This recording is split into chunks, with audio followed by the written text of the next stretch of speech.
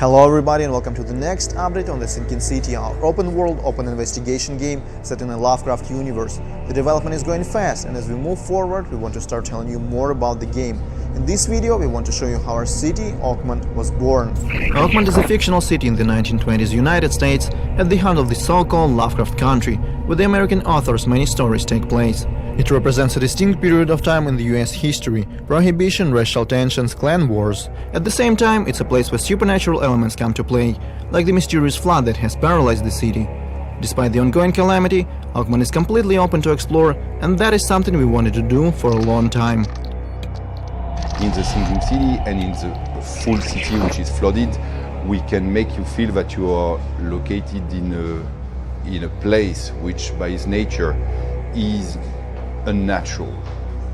Whether the investigations you have there are going to be of the criminal nature or are going to be of a supernatural nature, that's sometimes up to you to decide, sometimes up to the nature of the investigation. But the area of mysticism, with the insanity, with the crazy people you can meet, give you more ground inside an open world.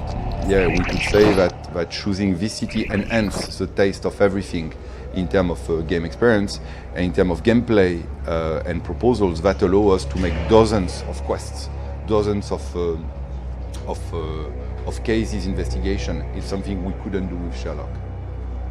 So our goal was clear, but when we tried to bring the concept to life, we quickly ran into a wall. See, we had no idea how urban planning works, navigation, transition between different districts and so on. We had to do a lot of research and explore dozens of different cities, from the 1920s Massachusetts to Lovecraft's Arkham and Innsmouth. We also looked for the right people. We decided to ask Katya for help. She had actually studied architecture and urban planning in university. Her first task with us was to research American urbanism from its very roots to the 20th century. Street patterns, building density, population, architecture. She observed a lot of information and then proposed a few drafts of the Oakmont map. Initially, I wanted to make a more rectilinear city grid, which was and still is common in the US. But in our game, we eventually decided to opt for a more curvilinear, kind of like of living organism with branched street hierarchy. We want players to switch between main and secondary street, boulevards, alleys and so on, rather than going straight from point A to point B. Oakmont has a history of growing and changing. From the 17th century to the 1920s, lore says the city is built around a few major and rather supernatural sites, which also set the tone of our districts.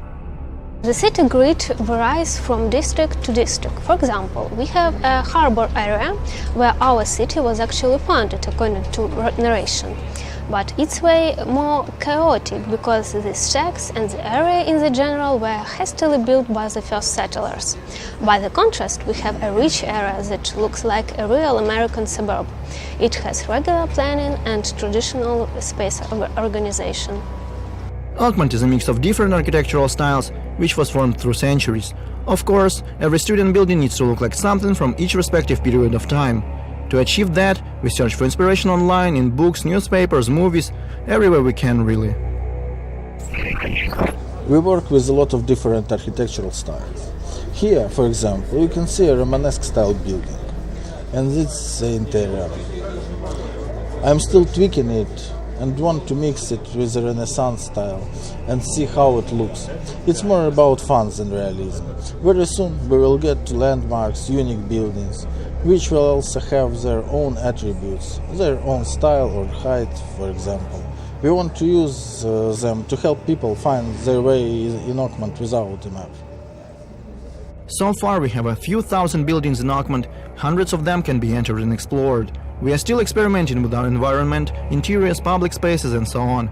We like realism to a degree, but it cannot stand in the way of exploration and fun. Is this street too long? Is this building too small? This area too bland? The most important factor here is how interesting it is to play the game, because ultimately we want to give players as much freedom and motivation as it is technically possible. So this is it for now, folks. In our next video update, we want to talk about the cultural aspect of Oakmont and how it mixes with Lovecraftian horrors. Sounds good? Then subscribe to our YouTube channel to make sure you won't miss anything interesting, and I'll see you in the next one.